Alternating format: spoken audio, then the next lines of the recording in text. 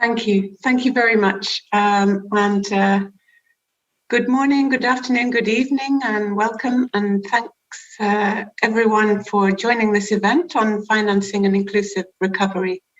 I'm Joanne Bosworth. I'm UNICEF's Chief of Public Finance and Local Governance, and I will be taking us through the agenda today. We have many excellent speakers who we're going to hear from, so we'll be aiming to keep quite tight time to keep within the time allowed. For any audience members, there is a chat box where you will be able to put comments and questions. We may not have time to respond to everything today, however, we will definitely review afterwards and we'll consider your contributions carefully as we finalize the outcomes after today's session. So with that, I think we can go straight to the agenda. And to officially start the opening of the event, I call on Natalia Winder-Rossi, who is UNICEF's Director for Social Policy and Social Protection. Over to you, Natalia. Thank you, John. Good morning, good afternoon, and warm welcome to everybody. And of course, a special welcome to our partners and speakers. Very excited about today's side event and to be partnering with the G20 Finance and Development Tracks and with the C20 to really have a discussion that allow us to rebump our efforts and commitment on financing an inclusive recovery through both public and private finance. We know that from the onset of the pandemic in early 2020, UNICEF has been concerned that reduced economic activity and lower revenue will lead to cuts into public budgets, will lead to reduced access and quality of social services, and ultimately to reversals in development progress, especially for children, women, and their families. Children have been severely impacted as a result of the pandemic. We know that there are 1.8 trillion hours of school lost, an additional 142 additional children that are now living in poverty, and a high cost in terms of mental health, which is now close to $300 billion per year. Many governments, frequently with the help of the international community, use stimulus packages and measures to both invest more sectors into key sectors, revamp a key response, make sure that they had health and social protection responses, and to ultimately try to protect against cuts in the short term. However, that phase we know is fast running out, and the uneven recovering is bringing fresh risks of debt payments, crowding out many of the social spending that now we think is critical. And we unfortunately see a potential swing towards fiscal consolidation and austerity. Such a course will have major consequences for investments for children and of course for the inclusive future that we're trying to build. Investments in children such as in education, immunization, early childhood development, nutrition, social protection, we know are, for example, one of the best investments that society can make with the highest return even in economic slowdowns. And we need to make sure that this continue to be at the core of our efforts to finance recovery and reconstruction. Today, I'm very excited to hear from our partners on what we can do effectively to safeguard, but also to transform financing of social sectors around the world to sustain and really build around the momentum we've created around recovery. The G20 nations have a major role to play, both in supporting the building of an inclusive recovery in their own countries, but also into leading and influencing the financing landscape for social development across many sectors, as well as civil society that have a strong voice to make sure that this recovery is actually inclusive and sustainable. I'm really looking forward to hear those key ideas and contribution for our panelists and how the G20 can really act on this critical agenda in the coming years. Looking forward to the discussion and over to you, John. Many thanks. Thank you very much. Many thanks, Natalia. I'll now invite some opening remarks from Mrs. Elisabetta Cerrone, who is a Senior Advisor to the Italian G20 Presidency from the Finance Track at the Ministry of Economy and Finance in Italy. Good morning. Thank you. Good afternoon, good evening for everyone. Thanks for organizing this event. So we are now close to the end of the Italian G20 presidency. The impact of the pandemic, as we have seen on our economies and societies, has been unprecedented. Yet, as the global economy is now recovering, we start looking at the future with cautious optimism. As holder of the G20 presidency, we have been in a privileged position to promote the development of new paradigms to enable a sustainable long-term recovery. In view of today's panel, I want to focus my intervention on just two key areas of the G20 finance track in 2021. The G20 Digital Agenda and the mobilization of finance toward the sustainable infrastructure. So digitalization, accelerated by the pandemic, has been at the center of the Italian G20 presidency. Last July, for example, G20 finance minister and central bank governor endorsed the G20 menu of policy option on digital transformation and productivity recovery, which provides a set of actual policy to foster productivity through digitalization in different country contexts. Also, the Italian G20 presidency has developed the G20 guidelines for financing and fostering high-quality broadband connectivity for a digital world. A fully fledged digital transition cannot be achieved without investing in advanced and well-functioning digital infrastructure and smooth connectivity. For example, the availability of safe and reliable infrastructure is fundamental for achieving digital financial inclusion. Think of simply a money transfer. Access to a mobile phone with a secure internet connection make it much easier to send cash safely and swiftly to another individual. It is therefore crucial to accelerate investment in infrastructure to help individuals enter and participate in the formal digital economy in a safe and efficient manner. However, a transition towards sustainable infrastructure cannot be driven only by policymaker initiative. This objective has to be fully shared by firm, investor, market players.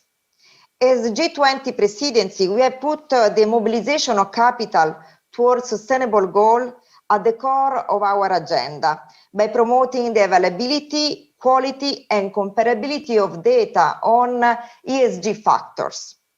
We aim at reaching consensus over general principles and rules on taxonomies, disclosure, reporting framework. This is a priority area of the Sustainable Finance Working Group that the Italian presidency has successfully established. With this in mind, and I'm finishing my intervention, continuing the dialogue with all relevant stakeholders is key to inform the formulation and the implementation of the G20 agenda. We are confident that the dialogue with the C20, DWG, and other G20 workstream will continue under the Indonesian presidency. Thank you for your attention. Thank you so much for those opening remarks. I now would like to invite the Minister Plenipotentiary, Mr. Marco Ricci, the chair of the G20 Development Working Group, to give us his opening remarks. Thank you, and good morning and good afternoon to all. I would like to start thanking UNICEF for this timely event jointly organized in the framework of the G20 Italian presidency and in the context of the C20 Summit just a few weeks ahead of the Leaders Summit. UNICEF is a key partner of the Italian development cooperation. Together, we participate in development and humanitarian programs in several areas of the world with the common mission of protecting, supporting, and empowering children and young people. As you know, the Italian presidency has placed the recovery from the crisis at the center of its activity during this 2021 Italian presidency of the G20, including in the development area. Let me recall that in the past month, the G20 has taken important measures to respond to liquidity needs of the most vulnerable countries. These include the extension of the debt service suspension initiative until the end of 2021, the approval of the common framework for debt treatments, and the call for a new general allocation of $650 billion of special drawing rights by the IMF. Beyond the response to the emergency, the G20 has put forward action to promote a lasting, inclusive, and more sustainable recovery. In fact, the responses to the crisis can be an opportunity to address the vulnerabilities that have held developing countries back and help them accelerate progress to reach the SDGs. Specifically, in the G20 Development Working Group, we focus on financing for sustainable development to support countries to better design financing strategies to mobilize greater resources, both public and private, and align them to SDGs. Firstly, the DWG, on the basis of 5 recommendations developed together with UNDP, provided a G20 framework with the aim to support the greater uptake and operationalization of INFF's integrated national financing frameworks. We believe that well-designed, transparent, and country-led financing frameworks are indeed crucial for the implementation of national and subnational sustainable development strategies, to align public and private resources toward their objectives, and to catalyze private investment in the SDGs while advancing policy coherence for sustainable development.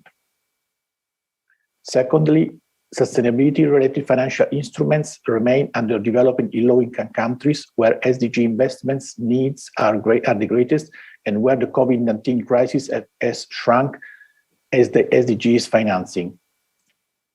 We supported the further uptake of this instrument, being sure that this could allow issuers to tap into new sources of finance.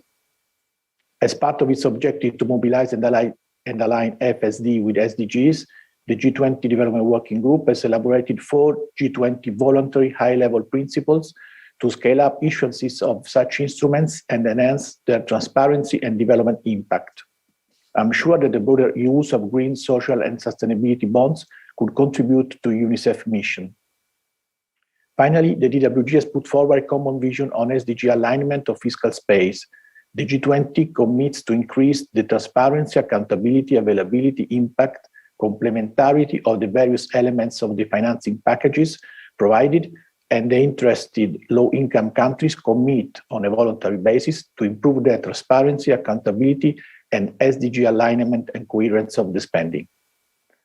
I would like to conclude recalling that the crisis confirmed the importance of multilateral cooperation and the need for all actors to rethink how we address vulnerabilities and build together a more resilient development model. In this context, I want to thank international organizations, UNICEF in particular, and engagement groups, and the C20 in particular, for their continued support, and reaffirm our willingness to work with future presidencies, starting from Indonesia, to ensure the success of our common action. Thank you for your attention. Thank you again, Minister. And finally, for this opening segment, I invite Mr. Ricardo Moro, the C20 Sherpa to the G20, to make some remarks.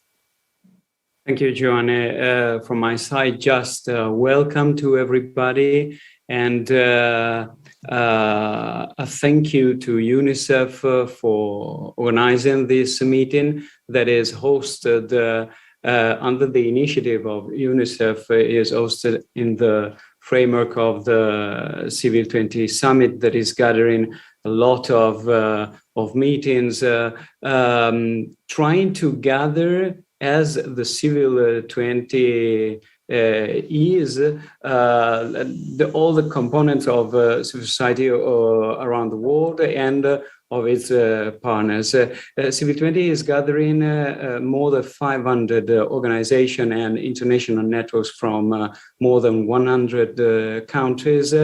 And what we try to do is to, and it's a challenge, of course, to take the voice of the citizens and also of the most vulnerable among them. That means also working every day at the grassroots level to be able to feed, to nourish a meaningful dialogue with public institutions. Of course, our concern on this issue is to widen the fiscal space of the government in this particular moment. And Mark already mentioned the issue of debt, of SDR, that we consider critical. And we have some concern. One concern is that the fundamental political role of government and parliaments is not forgotten, is essential. And in that, because one risk we have when there is a sort of lack of resources is the competition among sectors. And we are seeing in this moment, for instance, a sort of competition between sustainable finance on one side, social finance or financing for social issues on the other side. And we need a political vision to keep everything together. And this can be done only by public institution under a real process of participation, a real democratic process. Can be solved just adding more resources, for instance, coming from private or new innovative things. And so finance is not a technical issue, is a political issue. And this is what we wrote in our final document of the CIVIL20 that will be released in a couple of hours, and you will find it in our website. So I invite you also to check it, and we will present that in our final session at 4 o'clock in European time. And thank you for your participation. Again, thank you, UNICEF, for the organization, and let's have a very good panel with the contribution of all. Many, many thanks, Mr. Moro. And I think this has been a wonderful opening segment and has really set the scene for our discussions today. We'll move straight on with the agenda, and it is now my pleasure to invite Mr. Ubaidi Sochi Hamidi, who's the Director of the Center for State Budget Policy in the Fiscal Policy Agency in the Ministry of Finance of Indonesia, who is going to make some keynote remarks on behalf of Mr. Febrio Nathan Kasaribu, who is the head of the Fiscal Policy Agency in the Indonesian Ministry of Finance. So over to you, Mr. Hamidi. Thank you. Distinguished guests, ladies and gentlemen, Assalamualaikum warahmatullahi wabarakatuh. A very good morning, good afternoon, and good evening to all of you. First of all, I would like to apologize on behalf of Head of Policy Agency, Pak Febrio Nathan Kasaribu. He was very keen to attend this event, yet he has another commitment. Please allow me to deliver this keynote speech on behalf of him. I would like to first thank UNICEF for organizing this event and all distinguished speakers, ladies and gentlemen, for attending this valuable occasion. It is an honor for me to deliver the keynote speech on public budget for an inclusive recovery. I believe inclusive recovery is our shared concern globally. Particularly, it is in line with Indonesia 2021 budget theme, which focuses on accelerating economic recovery and strengthening structural reform. Amidst the challenging COVID-19 pandemic, investment in human capital, particularly on children, should be maintained as one of top government priorities for more sustainable and inclusive recovery. The topic raised in this forum are very relevant to understanding the direction strategy of public budget in responding to current economic turbulence, responding to the challenges being faced, and supporting the achievement of development targets in the short, medium, and long-term perspective. We all understand that currently, almost all countries, including Indonesia, are struggling together to face the COVID-19 pandemic. The global pandemic COVID-19 threatens life safety and welfare, destabilize economic structures, and create instability in the financial sector. Social restriction effort to minimize the spread of the epidemic have had a significant impact on the decline in aggregate demand.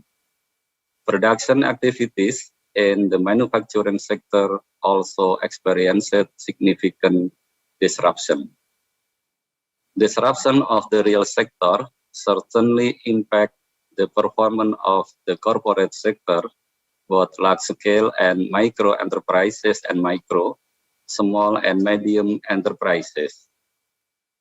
The decline in the performance of the corporate sector will lead to increased layoff, which in turn will increase the number of poor and vulnerable people in many countries. The significant adverse impact of COVID-19 must be addressed by extraordinary policy. In 2020, Indonesia gave a stimulus for managing COVID-19 and National Economic Recovery Program, and the budget deficit widened to 6.34% GDP. The government of Indonesia took extraordinary measures in six priority sectors such as health, social protection, sectoral and regional, small medium enterprises, business incentive, and corporate financing. We believe that solving the current economic problem must start with better handling of COVID-19. Allocation for the health sector reached 62.67 trillion rupiah in 2020, aims to support effort to prevent, control, and handle the COVID-19 pandemic. The budget increased to 214.96 trillion rupiah in 2021 as the government decided to give free COVID-19 vaccination to nearly 208 million people in Indonesia. We provide social safety net amounted to 216.59 trillion rupiah, or 8.3% of our 2020 state budget, to prevent social risk from being poor and vulnerable. Based on our simulation, the social safety net program effectively maintain the consumption level of poor and vulnerable households. The program can contain the increase in the poverty rate by keeping the consumption level of the poorest group. The poverty rate was able to be controlled to 10.19% in September 2020. Without the social safety net program, the World Bank predicts that Indonesia 2020 poverty rate will reach 11.8%, meaning that the social safety net program is estimated to save more than 5 million people from poverty. In 2021, social intervention continues to protect the consumption of poor and vulnerable people during massive mobility restriction. We provide 186.84 trillion rupiah, or 7% of the 2021 budget as social safety net program. We provide the social assistance program through conditional cash transfer, food assistance program, social cash transfer, and electricity subsidies intended explicitly for the poor and vulnerable people in the decile income of 40% and below. Meanwhile, the middle class the middle class society affected by massive mobility restriction can access with subsidy, internet quota assistance, and personal income tax incentive. We also have an on-demand application program called Pre-Employment Program intended for people who got laid off from their job. To sum up, amidst the COVID-19 pandemic, the government of Indonesia is committed to continuing to invest in human capital. This commitment is manifested by performing some intervention in health, social protection, and education. However, we also realize that the COVID-19 pandemic also has dramatically affected children in multiple ways. There is a risk of learning loss in education due to the school closure or transition to online learning or school from home. This pandemic also disrupts basic services in health, such as immunization and basic regular health check-up for children. Moreover, there are a lot of children who lost their parents due to COVID-19, which potentially lead to decline in quality of life. This thing will have a long-term impact on children, which we believe are our future. Distinguished colleagues, learning from the dynamic in handling COVID-19 and its wide range of impacts, the government has committed to strengthen structural changes to accelerate economic recovery. Thus, fiscal policy architecture is designed to be more anticipatory and responsive in responding potential shock and uncertainty in the future. At the same time, remain focused on achieving long-term goals. Containing COVID-19 and economic recovery acceleration, as well as structural reform, are the focus of 2022 fiscal policies. Thus, the theme of 2022 fiscal policy is to continue support for the economic recovery and structural reform. The 2020 budget will focus on supporting health sector and strengthening community protection, yet remaining flexible in anticipating the uncertainty. Aside of its negative impacts, the pandemic has also provided the momentum for the government in accelerating structural and fiscal reform. The structural reform are mainly focused on improving the quality of human resources, accelerated infrastructure development to increase productivity and sustainable growth, as well as reforming bureaucracy and regulation to improve efficient and effective public service delivery. On the other side, the government also commits to strengthen fiscal reform, aims to support the implementation of structural reform. The fiscal reform is implemented holistically through the first, optimizing revenue by broadening the tax base and increasing compliance. The second, improving spending quality by focusing on priority programs, result-based, zero-based budgeting, and the last is promoting innovative and sustainable financing through sovereign wealth fund and public-private partnership scheme. Disciplined fiscal management would be the important part of our reform in creating healthy and sustainable budget in the medium and long-term perspective. The quality of human capital improvement is still one of focus of fiscal policy in 2022. Government strategies in improving human capital is conducted comprehensively, focusing on quality and competitive education, integrated and reliable health system, as well as lifelong and adaptive social protection. This strong commitment is reflected on the budget allocation, in which 20% of budget is for education and 5% for health.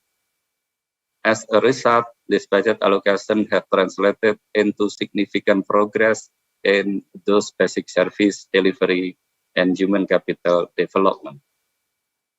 As a developing country, Indonesia needs to maintain its economic growth momentum.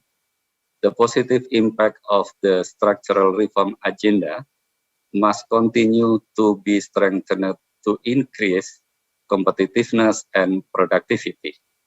In this regard, the government has already introduced Omnibus Law on Job Creation, aims to improve the ease of doing business in Indonesia. The government has also established Indonesia Sovereign Wealth Fund, called the Indonesia Investment Authority, to create more employment and boost our economy. The government of Indonesia is intensifying the works to prepare the Indonesian G20 presidency for 2022. We will continue the global leadership of the G20, especially in rebuilding the world economy in the post-COVID-19 pandemic. Indonesian G20 presidency in 2022 will emphasize the role of G20 in ensuring that our economies can recover together and invest for a stronger future. The ambition will be translated into three strategic pillars as the foundation to set up the agenda of G20 in 2022, which are the first, promoting productivity; the second, increasing resiliency and stability; and the last is ensuring sustainable and inclusive growth. For the final track, one of potential priority agenda is the quality and competitiveness of human capital post-COVID-19 pandemic, which is in line with today's agenda. Distinguished guests, ladies and gentlemen, amidst the COVID-19 pandemic, human capital investment still becomes one of the government priorities in accelerating more sustainable and inclusive growth. Finally, I hope this event will give us insight and ideas on optimizing our public budget to boost inclusive recovery post-COVID-19 pandemic. I'm looking forward to having a fruitful exchange of views and sharing best practices with all of you. Thank you very much.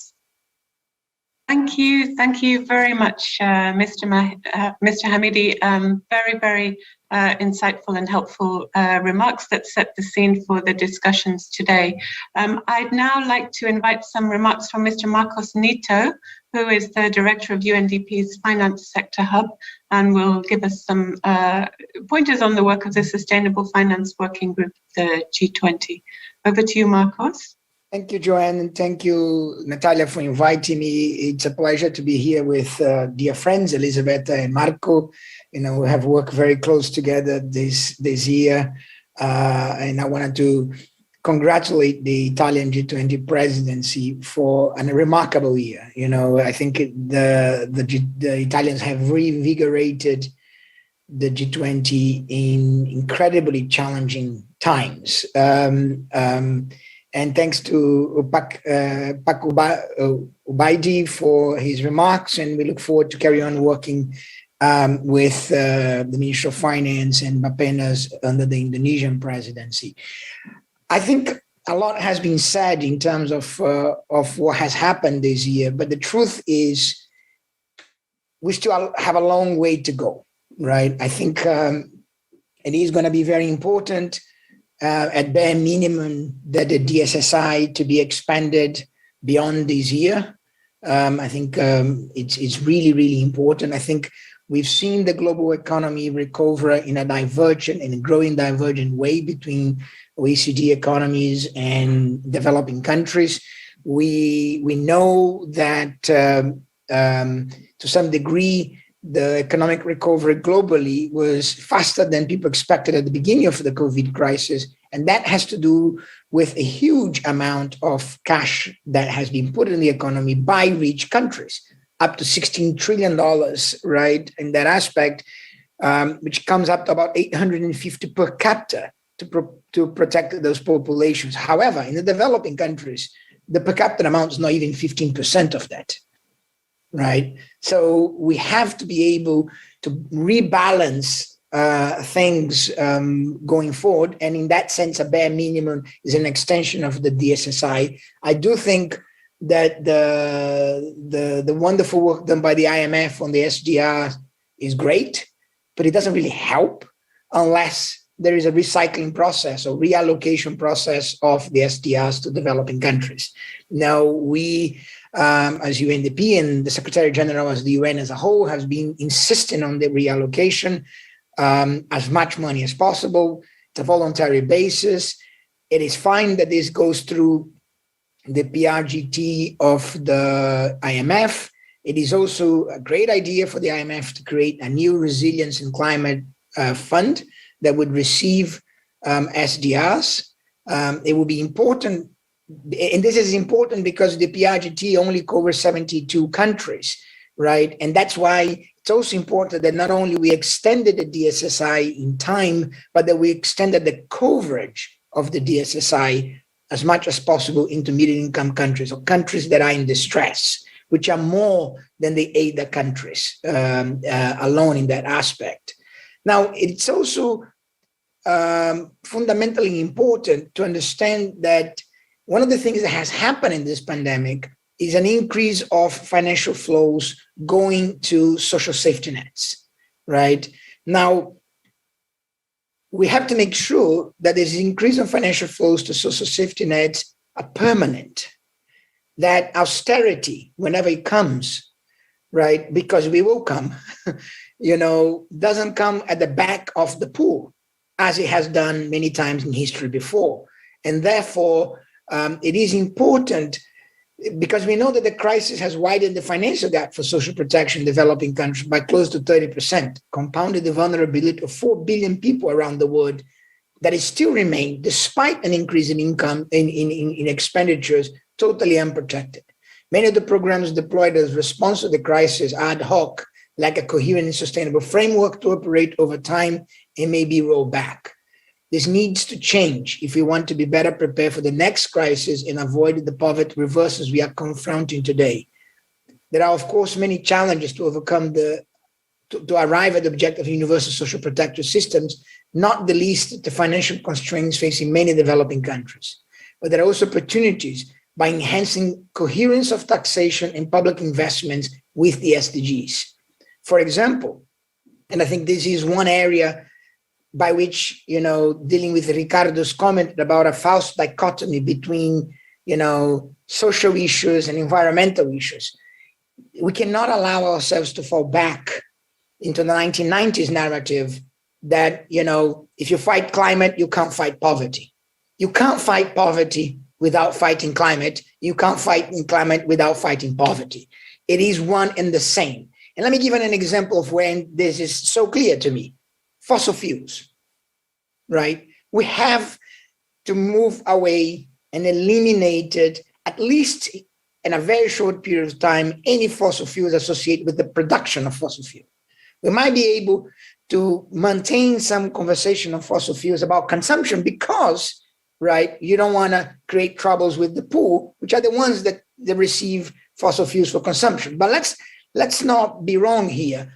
The amount of money on fossil fuel for consumptions are far, far, far smaller than the amount of money on fossil fuel for productions. And there is no need today, in today's world, to keep on providing fossil fuels to large oil and gas companies to produce fossil fuels. Now, the question is, if you take it away fossil fuel, you'll be supporting climate. You'll be supporting the Paris Accord. What do you do with the savings from reducing fossil fuels by governments? while you invest in social protection, for example, right? So here's a policy decision that advances the Paris Accord and advances the SDGs at the same time, right? You know, Elisabetta knows very well, there's an interesting conversation going on in the finance track of the G20 on carbon pricing, right?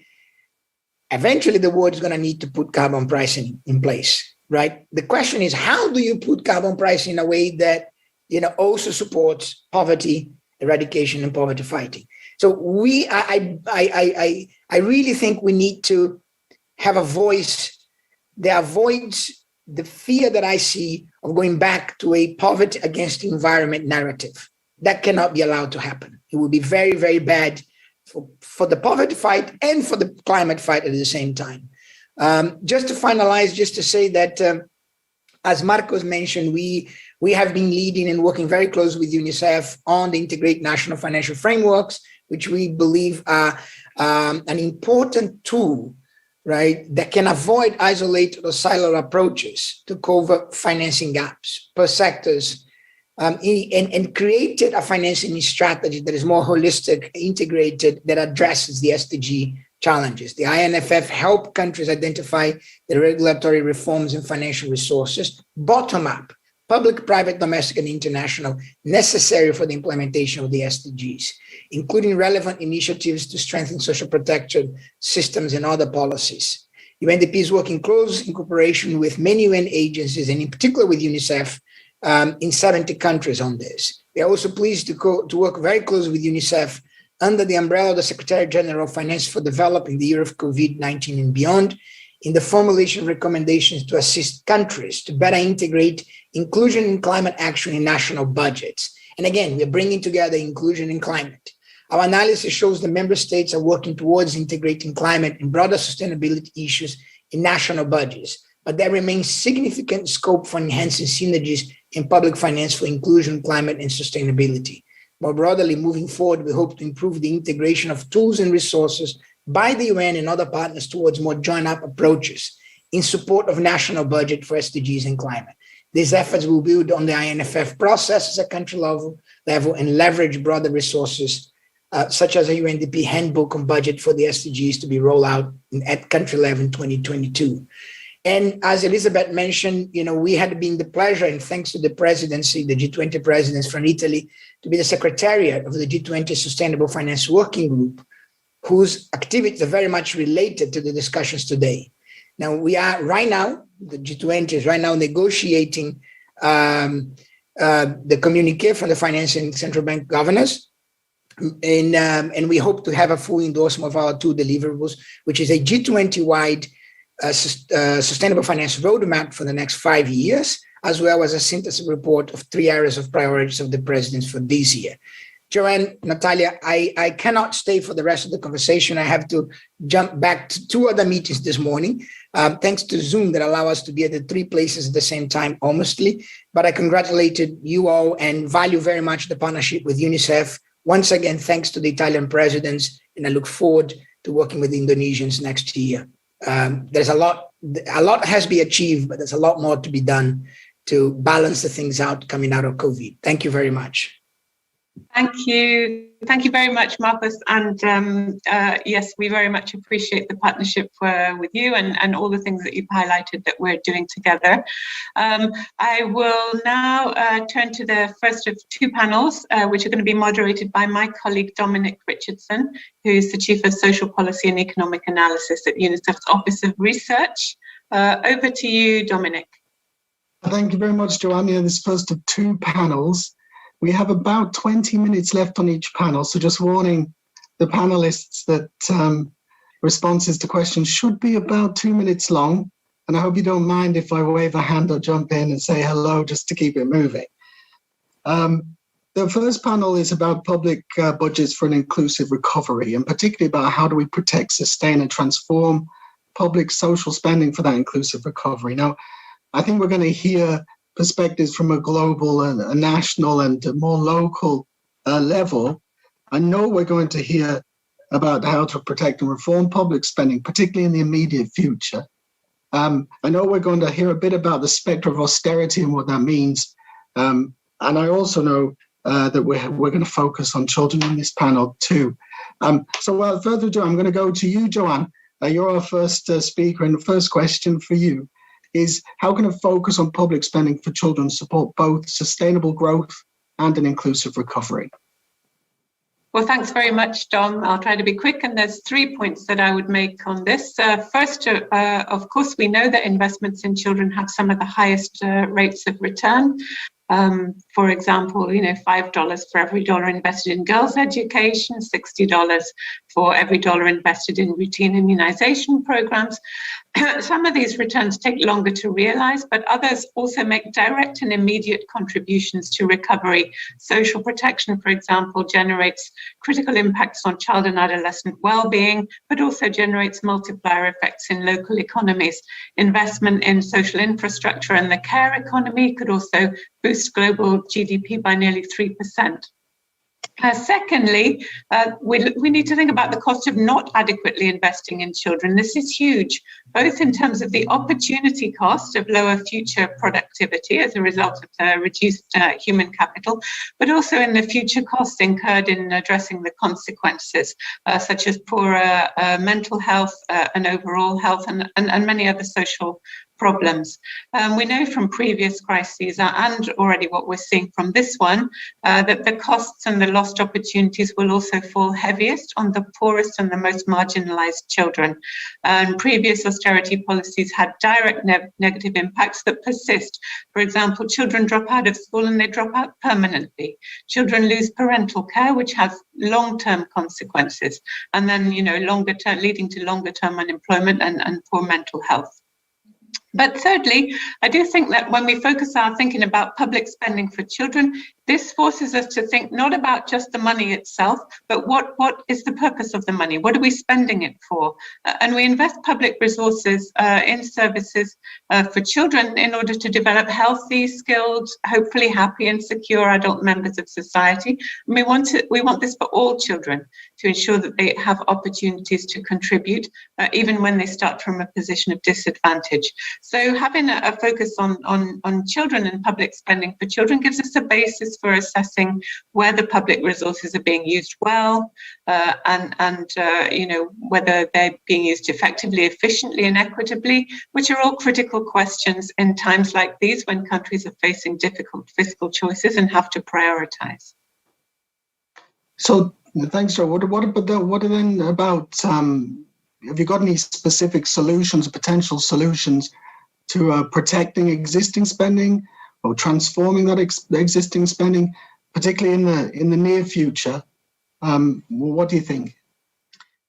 Yeah, thanks, Tom. Actually, UNICEF issued a call to action on financing and inclusive recovery for children recently, and we flagged up 3 areas. And I think some of these have already come up from some of the speakers today. Firstly, it is going to be critical to safeguard critical social spending. So we suggest that governments do take time to identify and ring-fence priority budget lines that are critical for the delivery of social services. This, of course, is going to be easier where countries have good budget information and can use this to protect spending and also identify funding gaps. We have an example where we've worked in Argentina, for example, based on our engagement with the Ministry of Finance to identify budget lines and track budget responses for early childhood, and to use that to identify gaps and stimulate additional allocation of public resources for kindergarten infrastructure and food security support. I'd also just like to flag the issue of careful planning and protection of COVID-19 vaccination and delivery costs.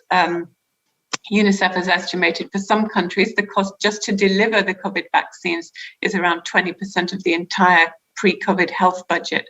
So failing to plan for this or call on international assistance could have negative impacts on other areas of spending, or may even result in vaccines going to waste.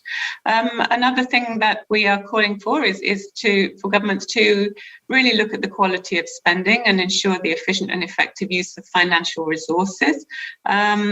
And looking at ways, if they can consolidate fragmented areas of spending, eliminate duplication, but also look at the cost effectiveness of policies. And Mark has just mentioned the whole question of fuel subsidies. We have a great example where we've been working in Tunisia with the government to assess the budget for fuel subsidies, to look at alternative policies, and demonstrated that child grants would be more cost effective and would bring a greater benefit to poor children. So as part of the COVID response there, the government's begun to reduce fuel subsidies and expand cash transfers for children and families. Understandably, though, there will need to be additional resources to enhance fiscal base. There are many elements that have already come up here, looking at tax reforms, looking at ODA, looking at how the new allocation of SDRs is used and allocated. And one thing here that I would really highlight here is the need for debt restructuring. Debt was clearly crowding out social spending in many countries even before the pandemic. So we need a more comprehensive solution on debt that links that restructuring to social investment. Thanks, Joe. So what I'm hearing is we need to spend smarter and spend more. Indeed, but there's places to make those savings. Well, unfortunately, Director Hamidis had to leave, but he did say something which kind of piqued my interest on optimizing public spending for boosting out of the recovery. And it's on that the optimization. I think we want to turn now to David Archer, who's head of participation of public services at ActionAid. So when thinking about this optimization, I'm going to ask you a question about reimagining, Dave. So in the wake of the pandemic, how can we reimagine the role of the public sector for an inclusive recovery? Well, I mean, the first thing to say is that there's an urgent need to do so, because in many respects, in most cases, austerity becomes and has been historically an attack on the public sector, and a squeezing of public sector finances in particular.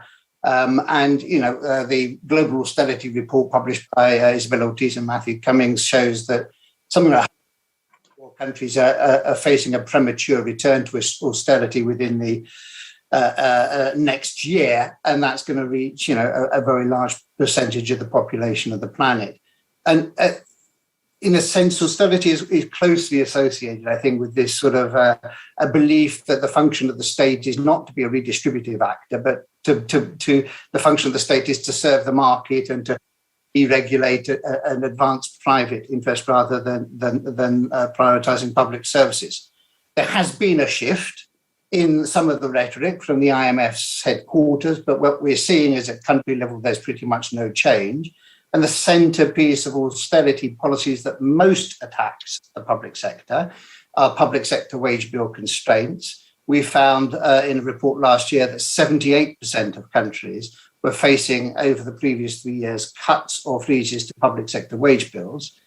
And despite, in our latest research, coming out in fact next week in a report called The Public versus Austerity, with ActionAid, Public Services International and Education International, that shows that this sort of culture of austerity has become seriously damaging to investment in public services. The cuts over the last 3 years, just in 15 countries we did detailed studies of, amounted to removal of 3 million frontline public sector workers. And that the IMF and ministries of finance are cutting the percentage of GDP spent on the public sector wage bill, whether that percentage is 17% as it is in Zimbabwe, or 11% as it is in Liberia, or 4% as it is in Brazil, or even 1.8% in Nigeria. In every case, they recommend freezing or cutting that wage bill further. And realistically, we cannot respond to the challenges of COVID, the challenges of rising inequalities and the climate crisis without a reimagining and a massive reinvigoration of investment in the public sector, where we start to see investment in the public sector workforce and in quality public services as an engine of development and an engine of growth. One of the fundamental mindset shifts that is needed is the IMF in times of recession, for example, recommend to countries to protect infrastructure investment. Well, for me, the public sector workforce is the core infrastructure of a country. If you're going to sacrifice frontline nurses, doctors, teachers in the name of austerity, you are damaging the core infrastructure of the country, and that should not be allowed to happen. David, we had a brief conversation about this. It's like there's the system, and then there's the functioning of the system, and we're saying the public sector here is a key pillar of a strong social system, and I hear that very well in what you're saying. But I want to go to austerity. I mean, given our recent experience with the global financial crisis, and the numbers actually are not looking any better, in fact worse, following COVID, is austerity inevitable? Are there alternatives? No, that is absolutely not inevitable. There's always a choice. There's always a range of options. In the most simplistic way, you can either cut spending or you can increase revenue. And there's so much scope for increasing revenue at a national level, even in low-income and low-middle-income and middle-income countries, most obviously and simply by addressing increasing the tax to GDP ratio. We've got low-income countries with an average tax to GDP ratio of 17%. That is not enough to provide universal public services of the quality that are required. The IMF themselves estimate that most low-income countries could increase their tax to GDP ratio by 5 percentage points within the medium term. Increasing by 5 percentage points in low-income countries would enable you to double spending on health, spending on education, and spending on social protection in the vast majority of countries. So expanding your tax to GDP ratio in a progressive way, absolutely fundamental. Every single choice that is made in how you expand your tax system depends on whether or not you're focusing on making sure the burden falls on those who can most afford to pay it or those who least afford. Thank you, David. Thank you so much. I'd like to move now to Vijay Anand. And thank you for joining us. Vijay Anand is the chair of the 6th State Finance Commission in Kerala, India. Vijay Anand, Kerala is often held up as an example of development progress. How has Kerala been able to finance inclusive social development and build resilience, particularly given the challenges of COVID-19? You're muted, Vijay Anand. I would call it a mix of measures. One, efficiency and effective public spending. And when we decentralized, we realized that you can save up to 20% of your budget by improved targeting, which itself is a huge saving. And then a lot of resources in India are committed to rights-based development, right to work, right to food. So if people can access that efficiently, they're already committed and budgeted and provided for. So it brings in some resources to the poor. Then resources in budgets are getting increasingly flexible. So to improve the local demand, resources could be pulled towards social development, and ultimately you create an evidence and performance so that there is a demand which politicians cannot say no. As Mr. Moro said, financing is a political issue. The biggest success in Kerala is the human development. Kerala was the poorest state in India about in late 60s, and now probably it's the richest state in terms of per capita expenditure over 30 years, just because human development produces economic development, maybe with a lag. So getting over the lag is a biggest challenge. Then Kerala also has a planning, not the centralized planning, but a rational resource allocation. And it has taken a political commitment that it will not cut resources for the social sector. The last 2 years, resources had to be cut for many other sectors. So your teachers, doctors, nurses, they are very much there and probably increased. And I think unless there is an impossible crisis, the situation will go on. So there is a financing from borrowings of social development, which is not accepted by tourists, but our 50-year experience shows it is not always bad, because some development comes, human capital comes, gives some returns after some time. Thank you. So this the link between the social investment, human development, economic development, and you're talking about a 50-year. Vijay, can you tell us a bit about your reflections on actually investments in children in the work in Kerala? Yeah, Actually, Kerala's human development experience can be traced back to the pre-independence days. Somehow people believed education is very good, not out of any economic theory. Health is very good. Then they started producing evidence. Then you had to respond to it. And Kerala gave, I don't know, it's willy-nilly, serendipity or conscious, maybe 100 years ago, investing in girls' education, which is a simple solution to most of the social development problems. The girl gets educated, children look out better. And then Kerala is now almost reaching a single child norm for most of the people, even among lower middle class people, which means less burden on the family, less burden on the population pressure, more time for the mother, more working for the mother. And Kerala has a lot of migrants going outside for good work, and which means the parents are less stressed over bringing up children. They can go abroad and work. So it is seems to be a very, very virtuous circle. And more space for the elderly. Kerala has about 20% people above 60, and which means, so in a sense, child development seems to have a lot of spin-off effect, not all of which have been researched. And probably inequalities may be there, but child development leads to more equitable development and more inclusion, but even in the presence of inequalities. So fiscal difficulties are compensated by the human capital formation I mentioned. Ultimately, there is increased well-being, ultimately. Increased well-being. It's a good point to end on. I've got one very quick, rapid question for each of you, and it's the same question. I'll start with you, Joe, and you give us an example of how to answer this in like 5 seconds, if you can. Okay. What is the one proposal you would have for the G20 to consider for the inclusive recovery that we're all talking about? A functional, strong... Oh, she's... Okay, sorry. So go ahead, Vijayanand. No, go ahead. You're ready. Okay. A functional, strong local partnership of local governments, community-based organizations, and civil society organizations, converging all the resources, pushing for flexibility, and doing a bottom-up participatory budgeting with the state investing in capacity. You can't do it all over the world, but you can do it, create a resource cluster, and then it's a rapid scale-up is possible as schools of practice. Thank you. Thank you. Wonderful. Thank you so much. Joanne, can I ask you? Yes, so I'm going to pick something that I think is fundamental for many of the other proposals, and that is we need to have a more transparent and comprehensive way to monitor and track financing for social sectors from multiple sources, public, private, ODA, etc., so that we know which sector money is going to, which population age group is benefiting, possibly linking to the SDGs. And I think having an international standard and solid monitoring of this would be a good basis for linking other processes, for example, debt relief or reallocating SDRs linked to social investment. Wonderful. Thanks, John. And over to you, David, please, the same question.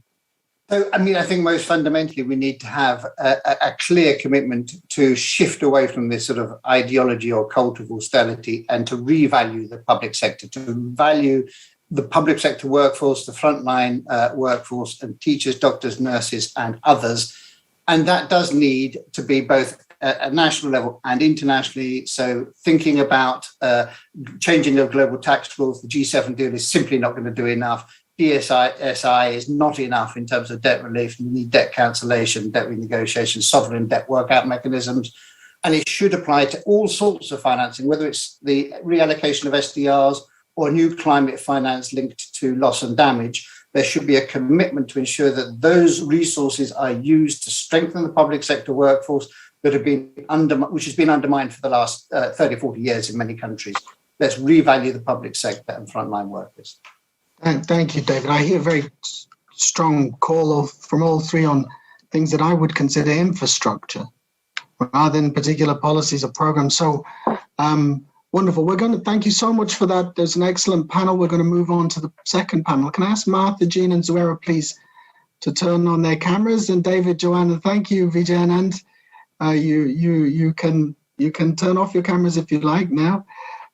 So our second panel is about private and innovative finance for inclusion. And particularly what we're going to look at is what is the role and what are the risks for private financing in social sectors. Now, what you're going to hear a little bit about now is the role of development banks, systems of finance, We're going to hear about civil society, philanthropy, opportunities for private finance, and as I said in the overarching question, some issues related to risk, and also the initiatives which are public-private, the hybrid initiatives. The first person I'd like to talk to is Martha. Martha, are you there? Wonderful. I can see you now. Martha works at the African Development Bank. Thank you. And you're the Director of Human Capital, Youth and Skills Development. So my question, Martha, for you is, recognizing the need for development banks to achieve returns on the capital investments, how has the pandemic, sorry, trying to speak too quickly, how has the pandemic changed the bank's development objectives in social sectors? Thank you, Dominic, and thanks everybody. So let me take the opportunity to thank UNICEF and partners for organizing this important conversation and inviting the African Development Bank. To your question, the answer is actually no. The bank has not changed its development objectives in the social sector. We were right in the first place anyway. What we have done is to take deliberate efforts to sharpen strategic focus and speedily move towards scaling up our interventions that support Africa's economic transformation to improve the quality of life for the people of Africa. So that is one of the high five agenda of the African Development Bank, to improve the quality of life of the people of Africa by building a healthy and productive society. So the pandemic, of course, has hit the continent hard.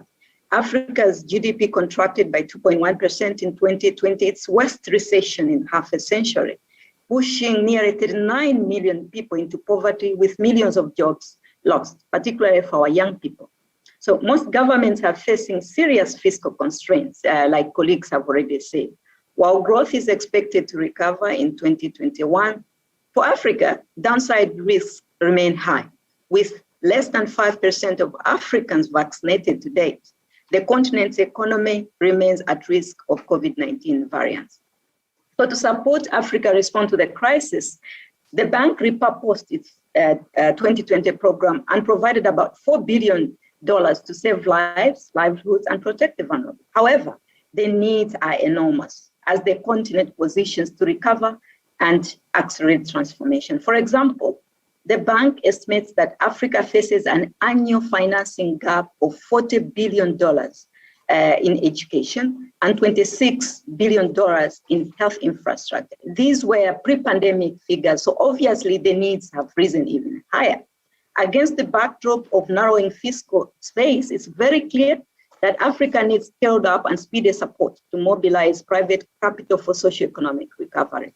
What is encouraging, I must say, is a very positive response we're getting from the private sector on the continent. We feel there's a recognition that investing in people, in our children, is not just a social obligation, it is an economic imperative.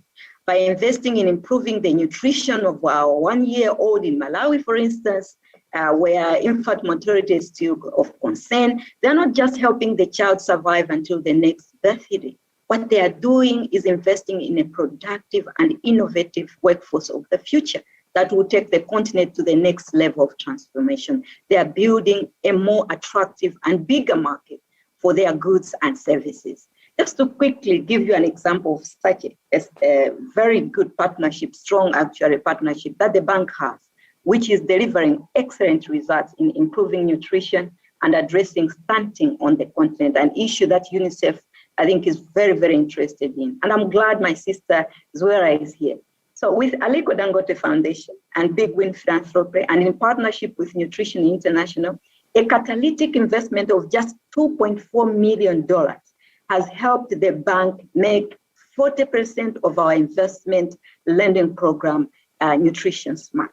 So you can imagine the impact that will have on the continent. This is the example of what we think we should be doing in this space if we are going to make a difference. Lastly, let me just highlight a corporate effort that we have come up with in the context of raising private capital. So what we have done in partnership with a number of international financial institutions is to create a co-guarantee platform for Africa.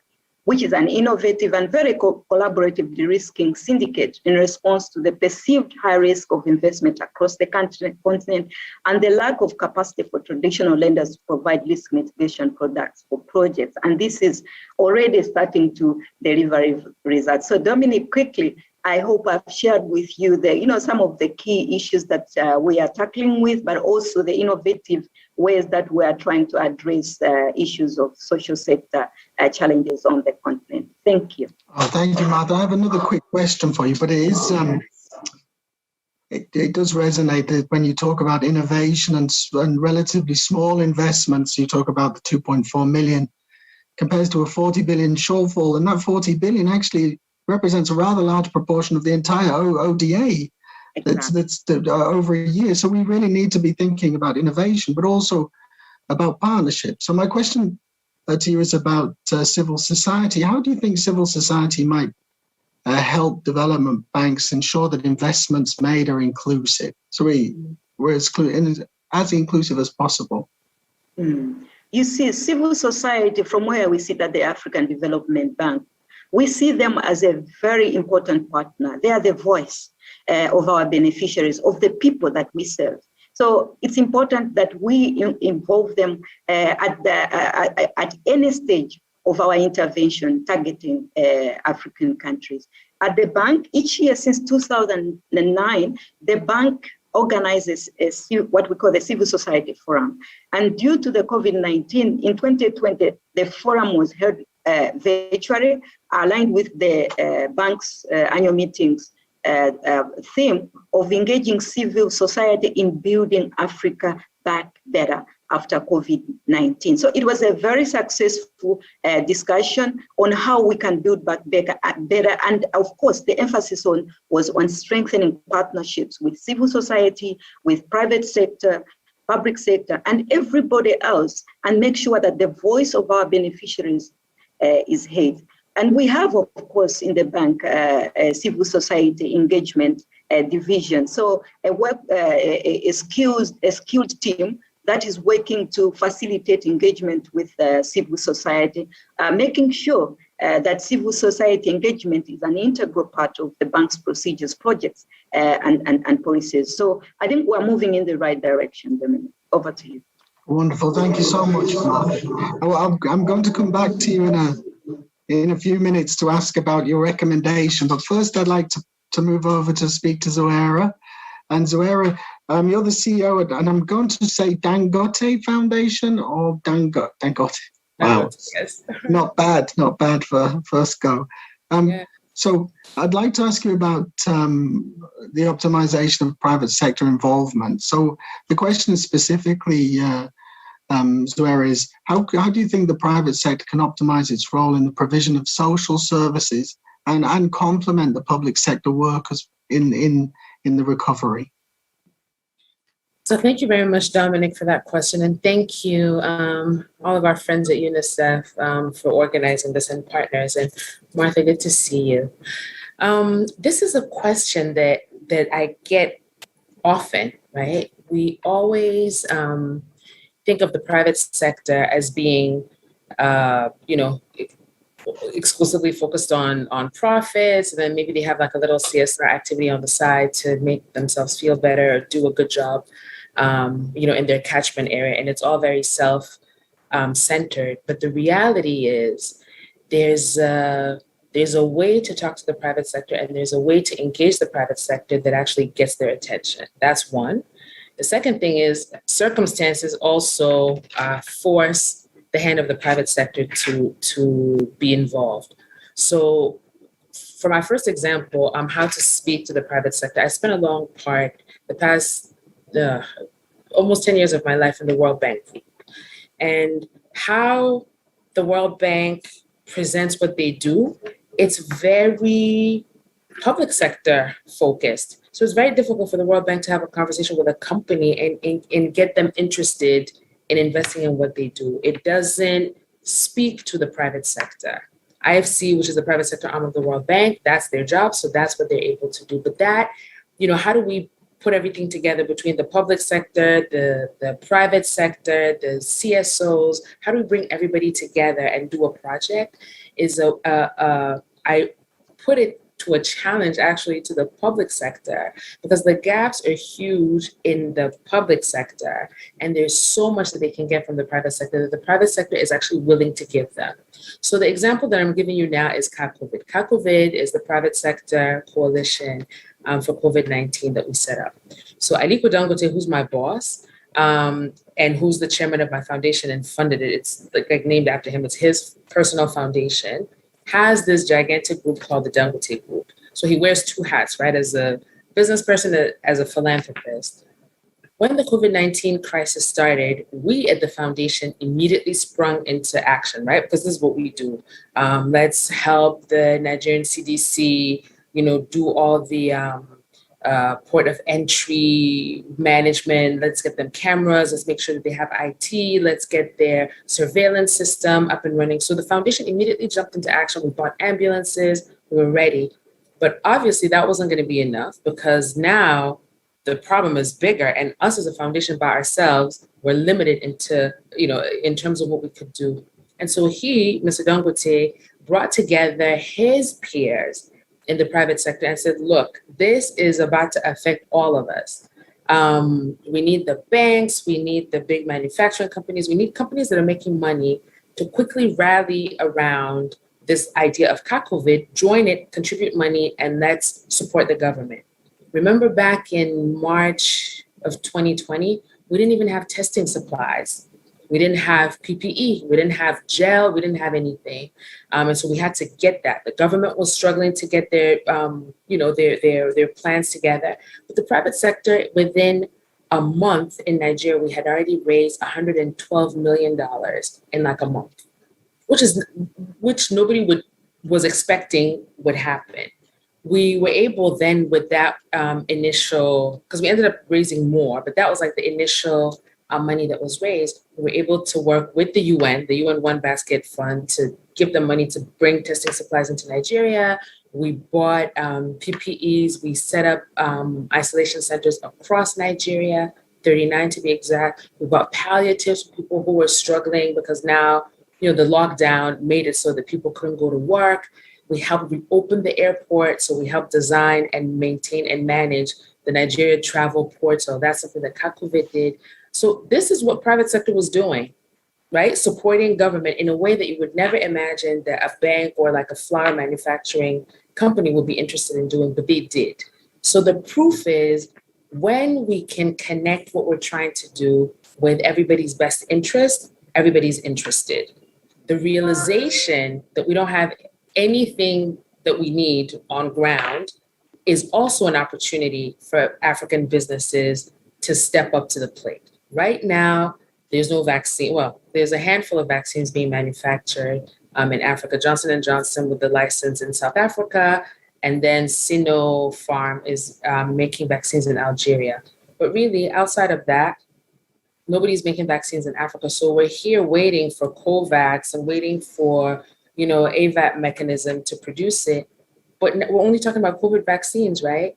It's so much bigger than the COVID vaccines. It's just today that we're talking about COVID vaccines, right? We still need every other vaccine. We still need every other drug. We still need saline solution, needles, Band-Aids, Panadol. Like, we need everything to also be manufactured in Africa, because this dependence on the outside to help us has shown its limits, yes? Mm-hmm. And so I think this is a very compelling way for the private sector to also be involved in social things. Companies that never thought they would go into manufacturing of any drugs are now looking at, how can we really do this? Because it's a need, and then it's also fitting with our profit-making agenda, right? And there's nothing wrong with making profit. Do you mind if I jump in quickly? Because I mean, I'm going to steal a word from Martha, who's talking about sort of catalytical investments. I'm hearing that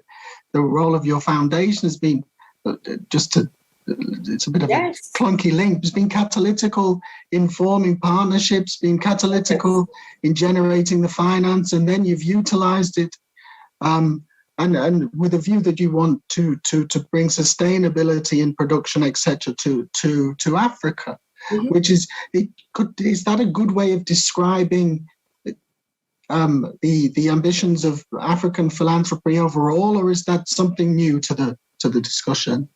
So it's new, but it's also the ambition. So after we did the investment with in African Development Bank, we did the same thing with the World Bank, and we set up World Bank projects. Are designed with so a trust fund is set up. People invest into a trust fund, and then that trust fund is used to design the project until we get to like disbursement stage. And for the first time ever in the history of the World Bank, an African foundation funded a trust fund. And why did we fund it? Because we want to be at the table when the design is done. We want to make sure that everything that the bank is trying to do in Nigeria around nutrition, which is one of our areas of interest, fits with what we're really trying to do. And so that little money, it was $2 million, that little $2 million also gives us a seat at the table. It unlocks more investments, and it gets the conversation going in a direction that we think is beneficial for us. The African foundations, I think, are formalizing more and more. There are many African foundations, but they're not necessarily registered or structured or publish their financials and things like that. And so we think that there aren't many, but there are. There actually really are a lot of foundations. And as anybody who knows, Africans know, philanthropy is part of our life. Everybody's funding somebody's school fees, somebody's medical bills. We're always helping family, those who have are expected and are required to support those who don't have. So this is just part of how we live. What we're doing here in my foundation is just structuring this and doing it in a sorry, Zuhaira. Yeah. In an orderly way. Yes. Yeah. No, thank you. That's really insightful. I'm sorry I had to move on because we're running right up against time, and we need to hear from Jean Saldana from Eurodad, Director at Eurodad. I've got a couple of questions for you, Jean, and I'm afraid we're going to have to move quite quickly. Really apologies. It was unclear exactly when we were going to finish, but we have about 3 minutes. So the first question, really sorry, Jean, is about public-private partnerships and where they're heralded as opportunities to expand access and quality of social services. What are the key conditions to promoting good, optimal public-private partnerships? Thank you very much, Dominic. This is an almost mission impossible, but just to say, first of all, that we start this conversation, Eurodad and partners, very much from a rights-based approach. And we would all agree that the state is the primary duty holder to deliver, protect, and respect universal human rights achievement. Obviously, and we've heard from Zuhaira and we've heard from others that the state must and does engage in partnerships with various non-state actors, including the private sector. Now, in engaging and involving the private sector must obviously contribute to human rights achievement. Now, when talking about this involvement, and I'm here freely borrowing from a report of Philip Alston, when he was the special rapporteur on debt and extreme poverty and human rights in 2018, he asked basically a couple of questions, which is very informative if you ask for conditions. So first of all, are private entities dedicated to maximizing their own profits best placed to protect the rights of the community?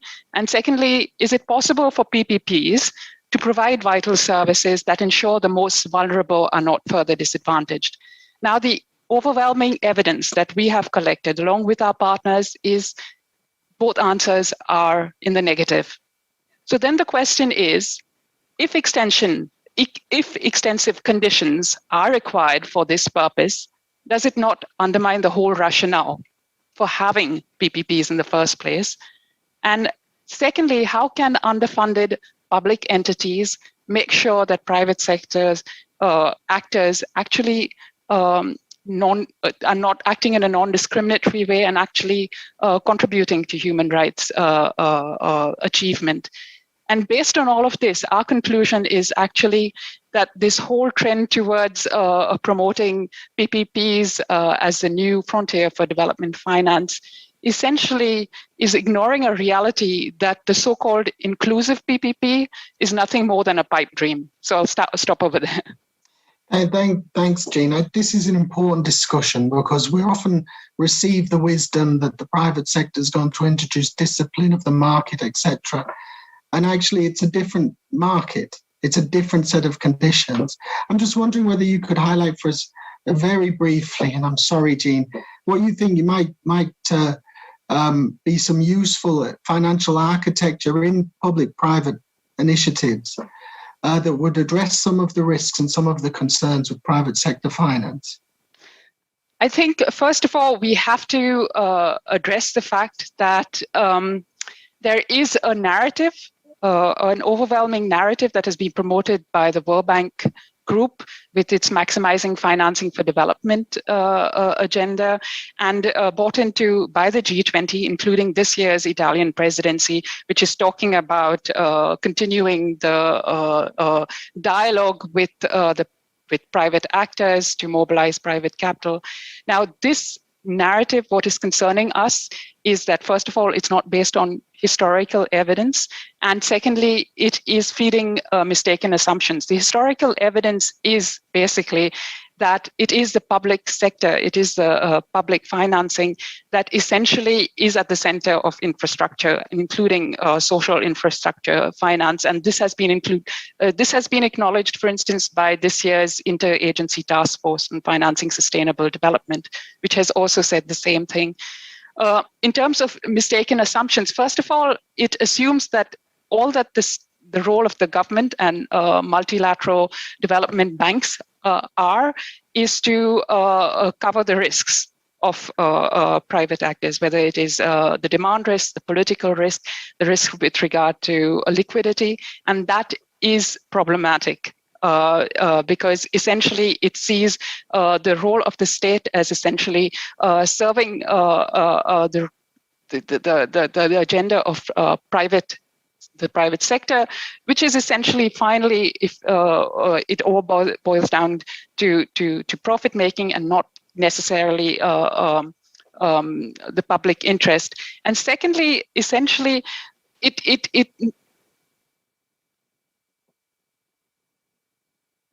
Okay. All right, so I've just heard from IT support that we have to close, but just to say that we would call for a move away from this narrative towards a reimagining of what a future post-pandemic and in a climate challenged world looks like. And we would see this future basically built on three pillars, which is essentially a fiscal space and policy space for the public sector, for the state, to be able to choose its own avenues. Important aspects, especially looking at international architecture, has already been mentioned, the whole issue of taxation. And over here, we should not forget the role of global tax governance. And I would just stress that over there. We've also heard about debt and the need for a new multilateral framework, which is rule-based. The issue of the DSSI has been mentioned, but just to state what has already been mentioned, the middle-income countries are not yet in. The common framework only has one country that is right now negotiating a debt structuring. And even over there, you have one private actor, which is Glencore, that is holding out in the negotiations. So a lot needs to be done. Right now, we see that debt architecture is reaching its limitations. Also issues around, yeah, I'm sorry. Sorry, Jean, I know there's so much more to hear, but with fear of being chopped off without finishing the whole thing, thank you so much. Thanks to the panelists. I'm going to go straight to Natalia, who's going to close. Thank you, Jean. I'm sorry to everybody, and I think we all share the frustration that we wish we have many more hours to discuss this very critical topic. But I see this as an opening discussion and dialogue, a very much needed dialogue between different partners to really make sure that we push this agenda forward. I'm not going to try to summarize in 2 seconds, but maybe just 3 core ideas that I've been seeing coming out of the discussion.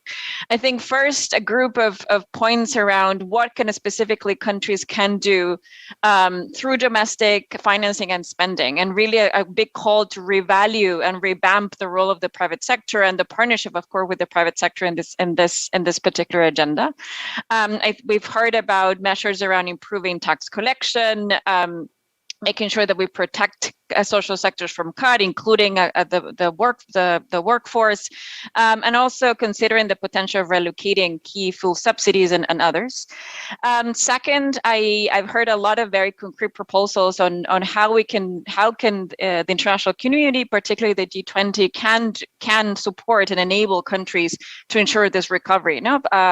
More appropriate funds or funding. We had a chance to discuss a little bit more about ODA, but definitely a revamp on the recommitment to the 0.7 of GNI target. A lot of discussions around the need to really develop a new debt restructuring approaches and link debt restructuring with local social investments. A lot of, I think, key points around the importance of relocation of FDRs, and I think a new call for enhancing transparency and better alignment of resources. And the fact that we're all here from different parts of society is also calling us to have a much more better coordination and dialogue to really harness the value of the different forms of financing for social sectors, including, of course, the private and public sector. And I really like the point on that we should have this coordination, not just at national level, but also coordination at subnational and subnational levels. And lastly, the coherence and transparency of reporting around financing for social sectors for both domestic and ODA. And this will go a long way to really support the effective allocation of resources, make sure that the resources that we have are of the highest impact for society. I feel that I'm rushing and I just don't want to be disconnected. But of course, really, we'll be happy to share some of these outcomes more systematically to the partners here and to, of course, the G20 finance and development tracks and the C20 secretariat to really make sure that there's voices and these critical ideas can support the outgoing Italian presidency, but also the priorities of the new government of Indonesia presidents moving forward. I remain just for me to thank once again to all of you for being here, to the government of Italy, to the C20 and D20 partners for your role in taking forward these critical issues and agenda, and looking forward to continue working together as we move this forward. Thank you very much to the moderators and to the great panelists. Until the next one. Thank you very much. Thank you. Bye. Thank you. Bye. Thank you. Thank you very much, everybody. Thanks, Dom.